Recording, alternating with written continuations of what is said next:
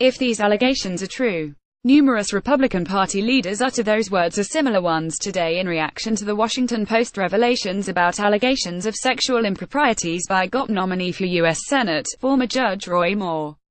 To their credit, Senator John McCain most prominently and some other GOP officials called for Moore to withdraw his Senate candidacy. But they were the exceptions within the party today upon learning of the Post report. Moore is a hero to the religious right movement in the U.S., without which the Republican Party doesn't have much of a base.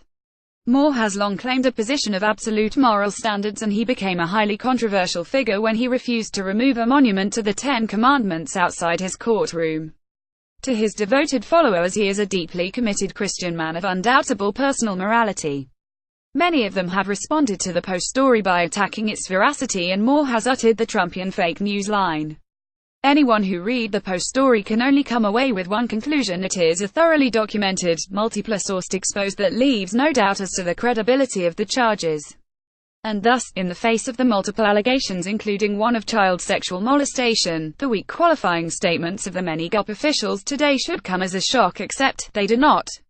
And that is the tragedy here. In the era of President Donald J. Trump, the standard for personal character in public life has fallen so low that we actually expect members of a political party to reflexively defend an accused fellow party candidate at a dissemble, lest they appear somehow disloyal to the party.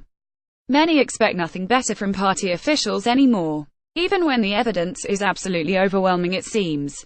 Scott Olson, Getty Images. And thus we actually celebrate as heroic when a John McCain or other party leader utters words that should be obvious in the face of the revelations the candidate is morally unfit to hold an office of public trust and should do the one honorable thing and step aside. Many lost their capacity for shock when Trump carried the Electoral College after the release of the damning Access Hollywood tape. If the country willingly chooses to elect a person of such low character, then public office is suited to just about anyone, regardless of their personal conduct. The country needs to demand a higher standard of conduct from those who seek an office of public trust.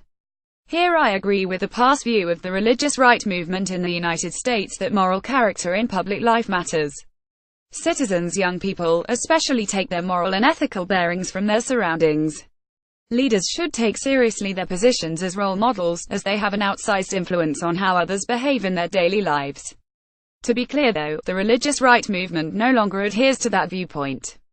In the 1990s Bill Clinton era, religious conservatives by large margins responded in surveys that one has to be of high personal character to be qualified for public office.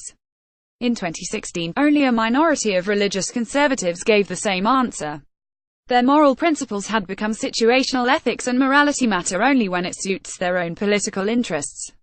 J. Scott Applewhite. In 2016, prominent religious right leaders overlooked Donald Trump's character and supported him anyway for president.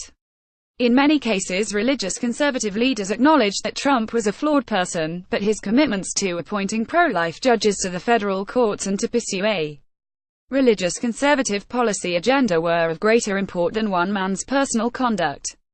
The issue of a vacancy on the Supreme Court was especially compelling to many religious conservatives.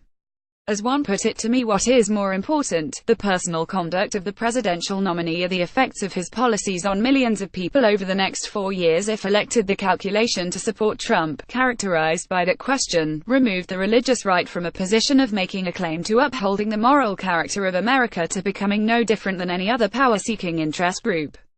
The leap from that calculation to defending Roy Moore is not a very long one at all.